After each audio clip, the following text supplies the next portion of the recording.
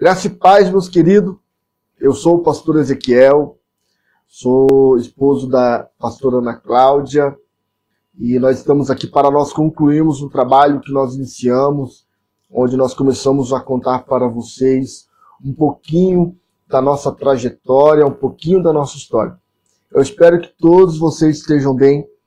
Espero que vocês tenham assistido o vídeo da pastora, onde ela gravou um vídeo dando um testemunho, onde você vai encontrar aqui no YouTube com o tema "E Deus se manifestou no meu quarto". Esse é o tema do vídeo dela, é um testemunho que ela conta, que ela teve uma experiência com o Senhor.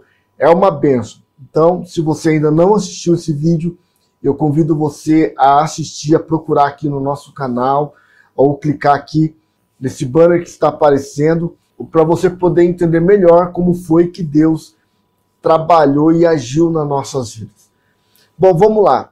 Como eu já disse, sou o pastor Ezequiel.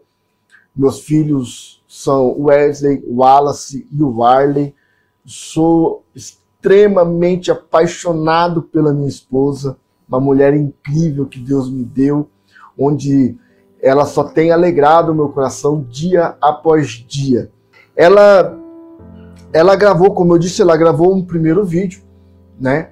E deixou para mim a responsabilidade de gravar esse segundo vídeo, ou a segunda parte do testemunho dela, onde eu faço parte desse projeto que Deus falou no coração dela.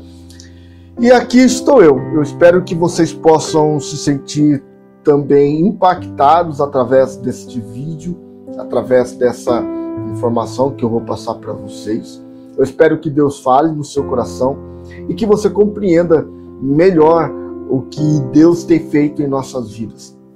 Como vocês todos sabem, né, nós precisamos, em tudo na nossa vida, é necessário que nós passamos por um processo. E esse processo, ele não pode ser pulado, porque quando você pula um processo, você vai ter problemas futuramente. E na minha vida e na vida da minha esposa não foi diferente. Nós passamos por um processo. E esse processo, ele doeu, ele foi um processo doloroso, ele foi um processo de muito aprendizado. Nós pudemos então entender o quanto Deus precisava do nosso posicionamento para que nós pudéssemos então sermos usados da maneira que Ele quer, da maneira que Ele precisa que nós sejamos usados nas mãos dEle. Eu entendo que nós somos como se fosse um instrumento musical.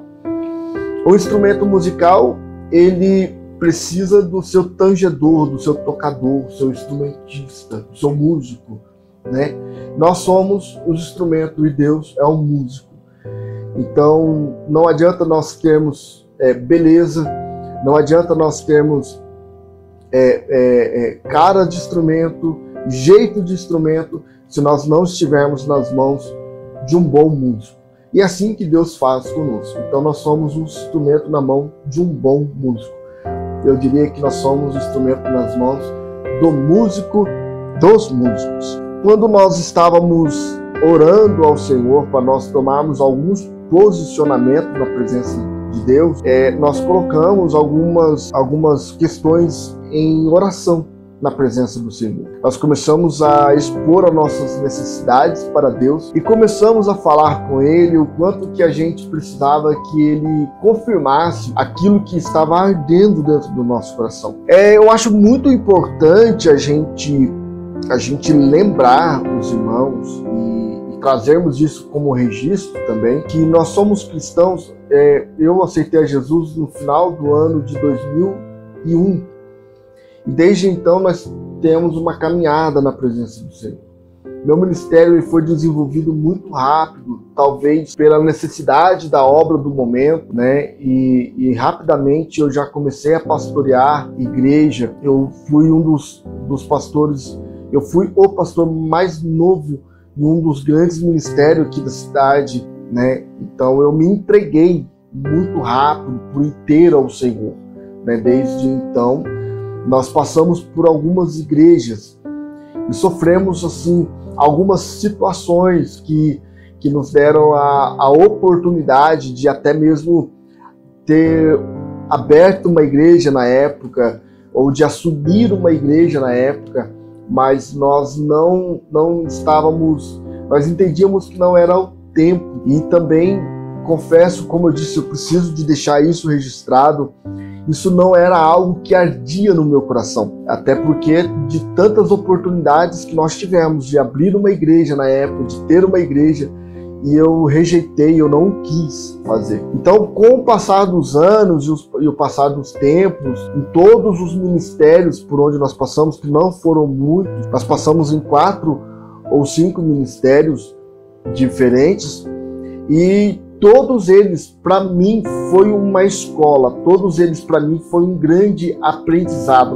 Eu aprendi muito e eu tenho até hoje somente que agradecer aos meus antigos pastores que me ensinaram, né? Eu poderia até citar nomes, mas como nós temos muitas pessoas que vão ver e talvez vão ficar sem entender por que eu estou falando nomes, né?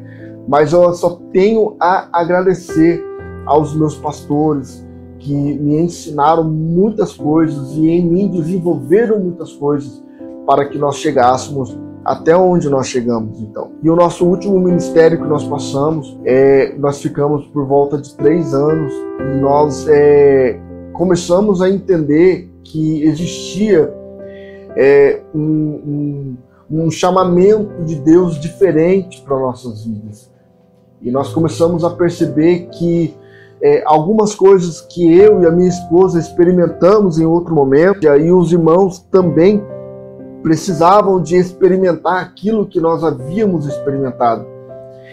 E então nós começamos a orar a Deus nesse sentido e nos aprofundarmos nesse quesito que é o quesito da cura, da libertação, da transformação em si. Nós entendemos que, se vocês analisarem e assistiram o vídeo da Ana Cláudia, da minha esposa, nós entendemos que existem pessoas que elas estão dentro da igreja, elas são salvas, elas servem a Deus, elas disponibilizam a sua vida ao Senhor, porém nós entendemos que essa pessoa ela não experimenta a plenitude da presença de Deus por uma questão até mesmo de cativeiro espiritual, que ela está presa em algum trauma do seu passado, em alguma dor do seu passado. E nós, então, começamos a nos aprofundar mais nesse quesito.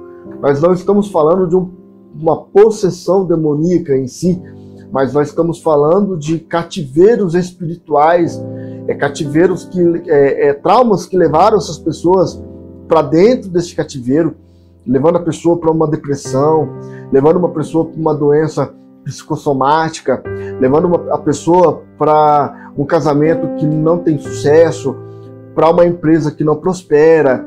E nós entendemos que por trás disso tudo existe um cativeiro que prende a pessoa. E eu e a minha esposa, nós começamos a sonhar com uma igreja liberta, com uma igreja transformada, com uma igreja que as pessoas possam entrar e experimentar junto conosco, junto comigo, junto com a minha família, a verdadeira alegria de servir a Deus, de estar na presença dele, de sermos salvos e ainda usufruir dos benefícios que o Evangelho nos oferece aqui na terra. E nós começamos a entender que algumas pessoas precisavam de ter esse momento de libertação, né? E quando foi que um tempo, no mês de outubro, se eu não me engano, nós fizemos uma vigília, como a minha esposa contou para vocês.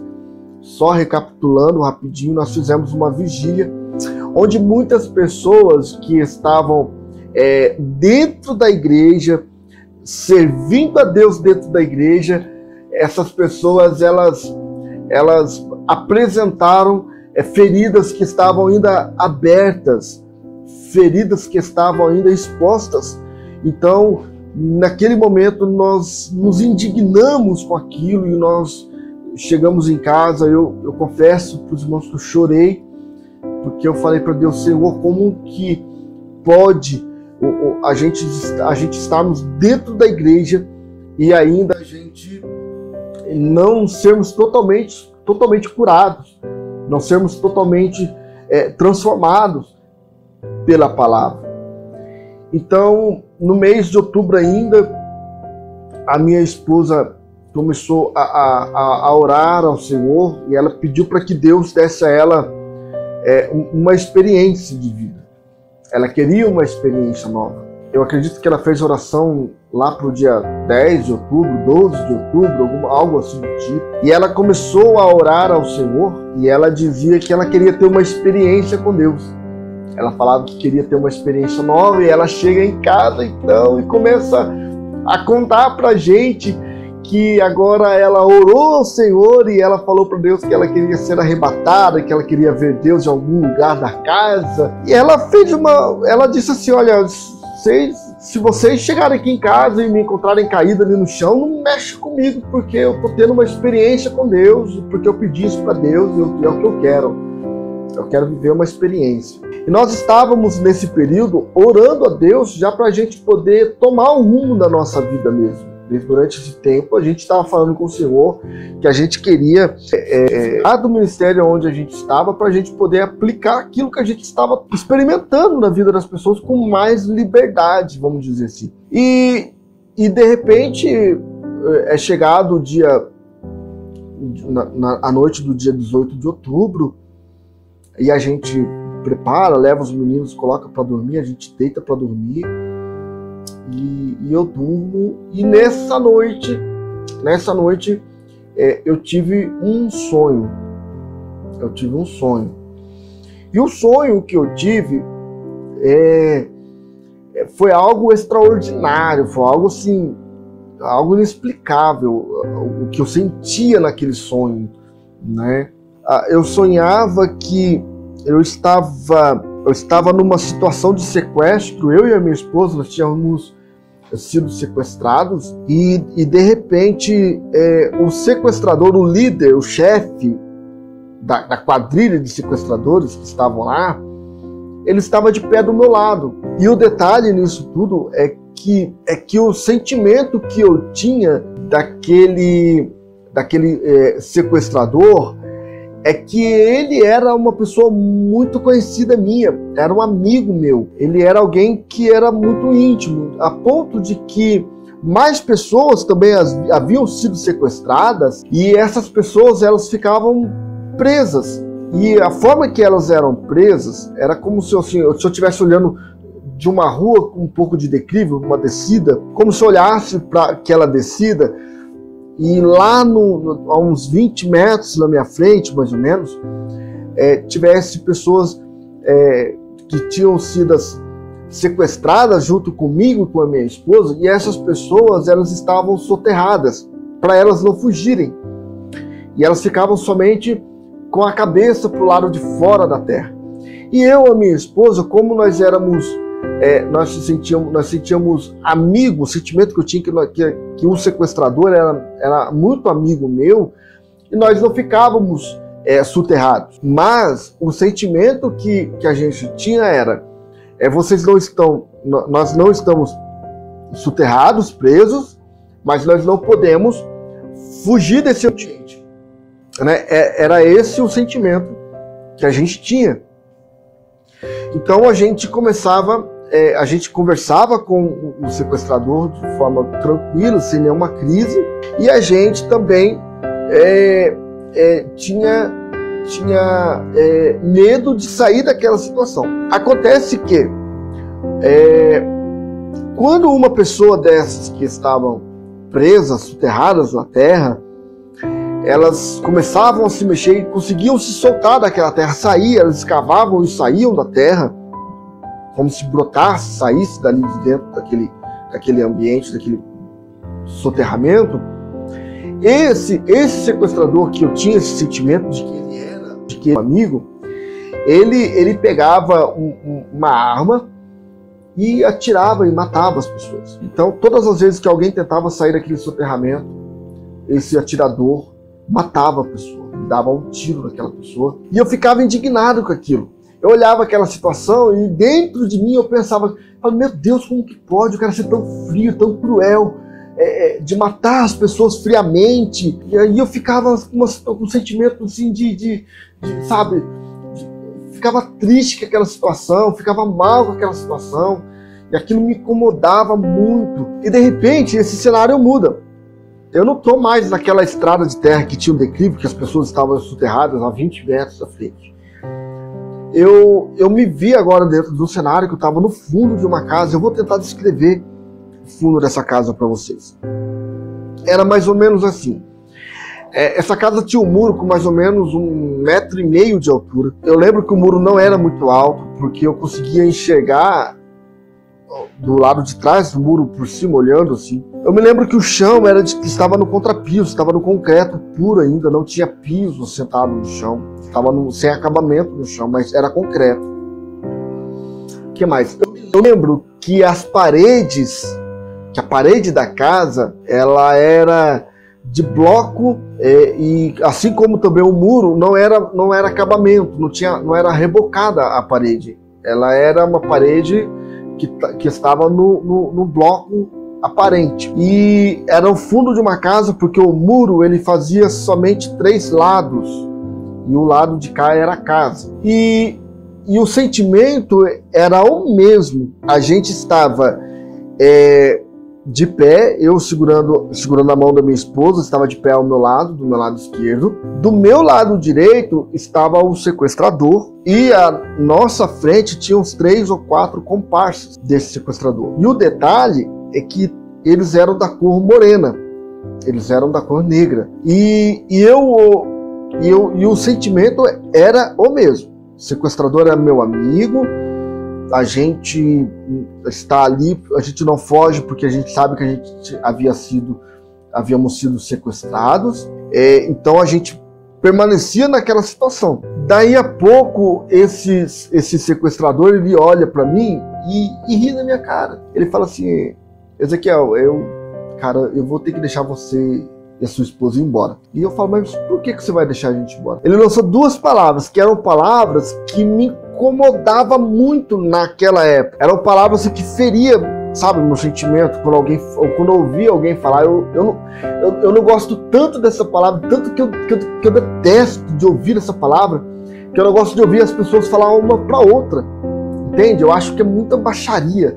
E ele falou para mim essas 2 palavras que são: você é um otário, você é um trouxa. E aquilo começou a me acender uma certa ira naquele momento. Eu fiquei irado de ouvir aquilo. E eu olhei pra ele e eu falei assim: por que você tá falando que eu sou um trouxa, que eu sou um otário? Eu não entendi. E ele pegou e ele fala assim: porque olha o que eu faço com as pessoas que estão com você, eu mato elas. Eu mato as pessoas, e o que você faz? Você não faz nada. Você fica só aí andando do meu lado, de um lado pro outro, e você não se posiciona, você não faz nada, cara. Então eu vou deixar você embora antes de tanto que eu ando do seu lado, eu me torne um trouxa e me torne um otário como você. E aquilo me azedou, vamos dizer assim. Me deu um azedume na alma, assim. Eu fiquei muito mal com aquela situação, que eu apontei o dedo pra ele. Eu falei pra ele assim: olha, amigão, eu não sou nenhum trouxa, eu não sou otário. Você é. Eu falei isso pra ele. E ele ficou olhando pra mim assim, e eu disse pra ele: sabe por quê? Porque se eu morrer agora, eu sei pra onde eu vou. Mas e você?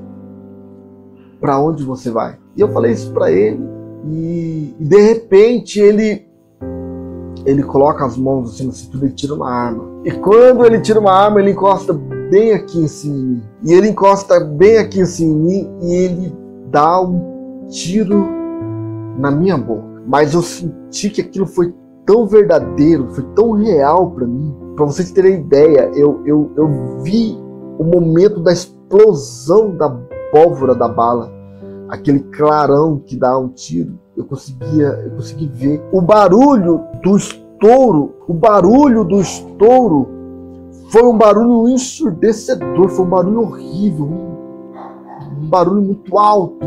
E o baque que eu levei, como se eu tivesse levado uma pancada assim no queixo, assim, pá! E eu lembro como se fosse ontem. Eu lembro que eu caí com meus olhos abertos no chão, e ainda com os olhos abertos eu via os pés das pessoas caminhando, e eu via as pessoas andando, enfim, somente os pés, mas eu já não tinha mais domínio sobre o meu corpo. E de repente eu comecei a brigar com Deus ali caído no chão. Eu comecei eu me indignei com Deus, eu estava indignado com aquela situação. E eu lembro que eu falava para Deus assim, Senhor, não é possível que o Senhor vai me deixar morrer nessa situação. Eu falei do teu evangelho, eu preguei a sua palavra, eu falei do seu amor, eu não neguei o teu nome, e o Senhor deixa alguém me dar um tiro. E eu fiquei muito indignado com Deus. Eu comecei a falar com o Senhor, e conforme eu falava,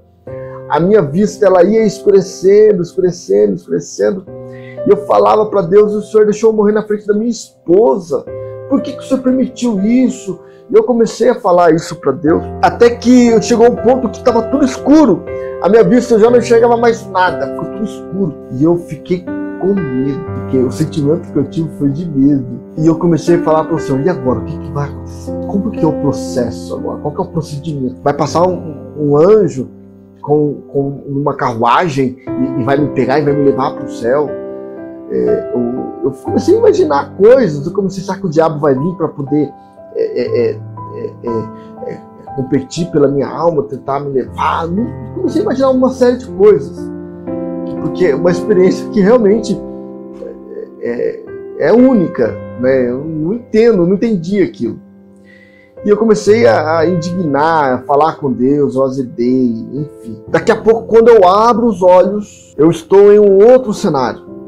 Eu estou numa outra situação. E essa situação agora já é uma situação mais confortável. Eu estava num ambiente que o sentimento que eu tinha era que aquilo ali era uma igreja. Estava sentado num banco da frente, e do meu lado estava minha esposa. Na minha frente tinha um pastor que estava pregando. O pastor estava ministrando a palavra. E esse pastor também era da cor negra. Era um pastor negro, moreno. E eu lembro a camisa dele. Ele estava com uma camiseta social branca e uma calça jeans. Esse jeans azul, meio claro, gasto. E eu via esse pastor ministrando, ele estava pregando a palavra. E assim, eu não sei se eu vou conseguir transmitir para vocês o que eu vi naquele ambiente, mas eu vou tentar. Era mais ou menos assim. É como se fosse uma igreja pequena. Ela deveria ter de 4 a 5 metros de largura. A profundidade dela eu não sei. Era o sentimento que estava no meu coração, é que essa igreja aqui atrás tinha muita gente, e essa igreja era grande para trás. E era uma igreja que tinha muita gente atrás de mim, mas eu não olhei para ver se tinha ou não. Eu só estava olhando para o pastor pregando. O mais interessante e curioso nisso tudo, que é muito importante vocês saberem disso, é que mesmo eu sabendo que a igreja ela tinha por volta de 4 a 5 metros de largura, quando eu olhava para a parede da direita e para a parede da esquerda, eu não via paredes. Essa igreja, ela tinha o fundo, como se fosse a parede do fundo, que ia longe, longe, longe. E ela acabava, que se perdia de vista. Dos dois lados isso acontecia. Mas a minha mente, a minha cabeça sabia que essa igreja só tinha 4 a 5 metros de largura. Pastor, me explica melhor isso, eu não consigo. Essa é a melhor definição. Talvez um dia eu consiga desenhar isso, mas a melhor maneira que eu consigo definir é isso. E tinha um pastor pregando. De repente, esse pastor que ministrava a palavra, ele para, ele olha para mim e ele fala assim... detalhe, a igreja não tinha púlpito, não tinha microfone, não tinha nada em cima do púlpito. Era um púlpito vazio, sem nada. Era uma igreja muito simples. Muito simples. E de repente esse pastor, ele para de pregar, ele olha para mim e ele fala assim: Ezequiel, eu trouxe você aqui porque eu preciso homenagear você. Eu achei estranho aquela situação, foi me homenagear. Como que ele vai me homenagear se ele não me conhece? Quando eu pensei isso, atrás dele abriu como se fosse projetado um telão. Sabe um data show, como projeta na parede, ilumina assim aquele ambiente? Enfim. Atrás dele projetou um telão. E eu comecei a ver, e ele começou a passar alguns vídeos desse telão. E o interessante é que esses vídeos que ele passava no telão eram imagens, ou eu posso dizer que eram todas as imagens que a minha mente armazenou da vigília que nós fizemos como jovens, que a minha esposa comentou e que eu havia comentado já no início do vídeo também. Que foi uma vigília, não foi um sonho, foi uma vigília real. E eu comecei a assistir aquele vídeo e eu via que ali ele passava os momentos de cura, os momentos de libertação, as ministrações, as orações que eu fiz pelas pessoas, as pessoas chorando, um momento profético, gente cantando, gente se alegrando naquela vigília. E eu comecei a olhar aquele ambiente e eu fiquei feliz de saber que alguém tinha filmado aquilo, mas eu não sabia como foi filmado, até porque não tinha ninguém gravando essa vigília. De repente ele passou toda a imagem, como se tivesse passado a vigília inteira resumida, em poucos minutos na minha frente. E de repente o telão desliga. E quando o telão desliga, esse pastor ele olha para mim e ele fala assim: você viu isso, Ezequiel? E eu balanço a cabeça e ele diz: foi para isso que eu te chamei. Não foi para mais nenhuma outra coisa a não ser para isso. E aí eu comecei a recapitular aquelas imagens de pessoas sendo curadas, sendo transformadas, sendo impactadas. E eu comecei a me emocionar naquele momento. E eu abaixei a minha cabeça. E eu já estava chorando, no meu sonho mesmo, eu já estava chorando. De repente, este moço, ele começa a falar em línguas estranhas. Começou a falar em mistério, falar em línguas estranhas. E ele falava num tom de autoridade, de firmeza. E aquilo enchia ainda mais o meu coração. Eu ficava ainda mais alegre de ouvir alguém falando em línguas estranhas perto de mim. E agora ele usa um dedo de profeta, ele aponta o dedo para minha esposa, que estava do meu lado. E quando ele aponta o dedo para ela, ele começa a falar em línguas estranhas, e ele entrega algo de Deus para a vida dela. E ele começa a falar algo extraordinário. E ele falou tantas coisas. E ele dizia para ela assim: para que tantas dúvidas, minha serva? Fui eu que chamei vocês. Fui eu que escolhi vocês há muito tempo atrás. E ele dizia assim: mas a desobediência trouxeram muitas marcas e feridas em vocês. Mas eu sou o Deus que lapida a pedra. E ele falou muitas outras coisas que eu nem me recordo, mas meu coração se encheu naquela noite. E aí esse sonho acaba e eu dormindo na minha cama, como se nada tivesse acontecido. De repente minha esposa se mexe na cama e ela fala assim: amor, você sonhou? Eu falei: sonhei. Ela fala assim: o que você sonhou? Eu falei: amor, vamos esperar o dia amanhecer e depois eu conto o sonho para você. E eu voltei a dormir. Só que enquanto eu dormia, ao mesmo tempo eu estava perturbado, porque eu fiquei pensando assim: por que ela está perguntando se eu sonhei? O que ela quer saber se eu sonhei? Como que ela sabe? Por que ela perguntou? Eu sonhei. Por que ela quer saber? E ela começou a se mexer na cama de um lado, se mexer pro outro. Daqui a pouco ela pega e fala assim: amor, você quer que eu faça um café para você? Eu falei: opa, que estranho. 5 horas da manhã, a mulher querendo fazer café da manhã para mim. Tem alguma coisa estranha acontecendo. E eu fui perdendo sono, e até que eu acordei. E eu contei para ela o meu sonho. Eu comecei a contar o sonho da mesma forma que eu contei para vocês, até com um pouco mais de detalhes. E quando chegou no momento, então, do pastor que estava pregando e começou a profetizar, que eu estava chegando nessa parte para falar para ela, quando eu abri a boca, eu falei assim, e o pastor falou assim, aí ela completou a frase, ela falou assim, o pastor perguntou por que eu tinha tantas dúvidas. Eu falei, o pastor perguntou por que você tinha tantas dúvidas. E ela falava assim, e o que mais o pastor falou? E eu continuei contando sonhos, o meu sonho. E quando eu chegava na outra frase, ele falou assim, e ele falou também que ele é o Deus que lapida a pedra. Eu falei, sim, ele falou que ele é o Deus que lapida a pedra. Eu falei, o que está acontecendo aqui? Você estava no meu sonho, mas não quer dizer que você participou dele, que você estava lá comigo, literalmente. O que está acontecendo? Eu falei para ela, não estou entendendo, eu estou começando a ficar com medo, eu estou começando a ficar, estou achando que tem uma coisa estranha acontecendo. E ela então, ela fala, eu também tive uma experiência com Deus essa noite. E ela diz, eu fui visitada por Deus na minha cama. Enquanto você dormia, Ezequiel, Deus usou a sua boca para falar comigo. E ela começou a contar todo o processo. Tudo que Deus falou para ela, ela começou a me falar.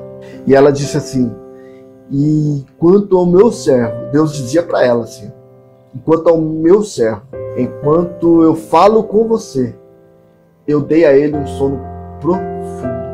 E eu confirmo tudo na vida de vocês através desse sonho que eu dei para ele. Irmão, vocês não têm noção.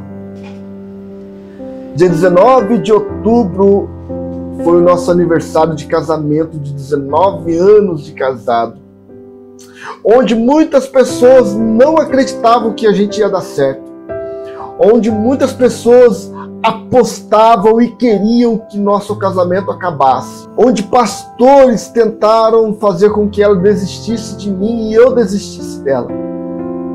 Nós estávamos completando nesse exato dia 19 anos de casado, no dia 19 de outubro, e Deus nos presenteou com isso. E nós passamos o dia inteiro falando somente sobre isso. Somente sobre isso.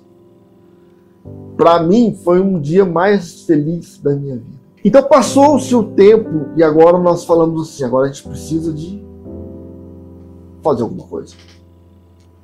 Deus falou para ela no sonho, só vai. Só vai. Deus falou para mim no sonho, só vai. E a gente precisava se posicionar. Então nós decidimos que quanto antes nós chegaríamos no nosso antigo pastor e nós nos despediríamos dele, porque nós precisávamos experimentar algo novo da parte de Deus. E nós chegamos até ele e falamos com ele, era no dia 7 de novembro. Nós falamos para ele, pedimos para que ele nos abençoasse para que nós saíssemos. Nós saímos totalmente em paz, nós não saímos brigados com igreja nenhuma, nós não saímos brigados com ninguém, nós saímos em paz. E ele nos despediu e orou pela gente no domingo, no dia 7 de novembro. No dia 8 de novembro, um amigo meu, que fazia muito tempo que eu não conversava com ele, ele manda uma mensagem e fala assim, vem tomar um café comigo na minha casa. E eu fui, dia 8 de novembro. E eu fui à casa desse meu amigo, e cheguei lá e estava uma mesa posta, e eu e ele conversando, e ele disse para mim assim, me conta, o que foi que Deus te mostrou? Eu não tinha entendido, eu não tinha compreendido, porque a gente estava conversando numa situação, e eu não estava entendendo um pouco qual que era a pergunta, o que ele queria saber mesmo a respeito. Até então ele fala assim, olha, eu sei que Deus te deu um sonho, que Deus te mostrou algo, me conta o que Deus te mostrou. Eu falei, meu Deus do céu, que coisa terrível. E eu comecei a contar o sonho, de novo, todo esse sonho para o meu amigo. E eu contei para ele. E ele falou assim, Ezequiel, Deus te trouxe aqui porque eu tenho uma palavra para você. Eu falei, pode falar.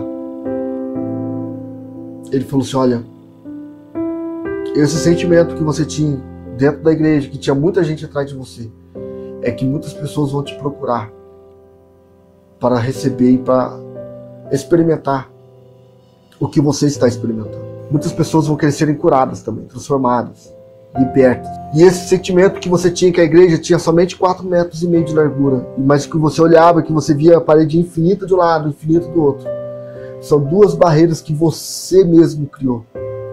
E para você romper na sua vida, você precisa quebrar essas barreiras. São duas legalidades que você construiu, que você deu na mão do diabo. A primeira legalidade foi quando você se levantou contra uma autoridade de Deus em cima do altar. Você precisa resolver isso na sua vida. A segunda legalidade é que se você traiu, se você não tirar essa legalidade da mão do diabo, as pessoas vão te trair também. E ele me deu um exemplo que foi mais ou menos assim. É como se você tivesse feito uma plantação de bananeiras no fundo do seu quintal. E um certo dia você se arrepende de plantar as bananeiras. O fato de se arrepender, que são os atos que nós cometemos, os pecados que nós cometemos, os erros que nós tomamos, as decisões erradas que nós tomamos, o arrependimento de ter plantado a bananeira, que são esses erros, não vão fazer com que as bananas e os pés de bananas desapareçam do fundo do terreno. É necessário que eu vá lá e que eu pegue as bananas, que eu arranque as bananeiras, que eu limpe o terreno, que eu limpe a terra, para eu poder usar esse terreno de uma outra forma. Então eu entendi que eu precisava acertar com algumas pessoas da minha vida. E eu acertei. Eu resolvi alguns problemas que eu precisava resolver na minha vida. E o encontro que eu tive com esse pastor amigo meu foi algo tão especial, de tanta confirmação da parte de Deus para o que estava no meu coração, que quando acabamos de conversar, ele disse assim: você me reconhece como autoridade, pastor Ezequiel? Eu olho para ele e falo assim: eu te reconheço como autoridade. Sempre te reconheci como autoridade. E ele falou: então ajoelha, porque eu quero orar por você. E ele colocou a mão na minha cabeça. E ele orou por mim. E ele disse para Deus: Senhor, que o Senhor confirme os passos na vida do pastor Ezequiel. Que por onde ele passar, o Senhor dê a ele almas, dê a ele vidas, dê a ele pessoas.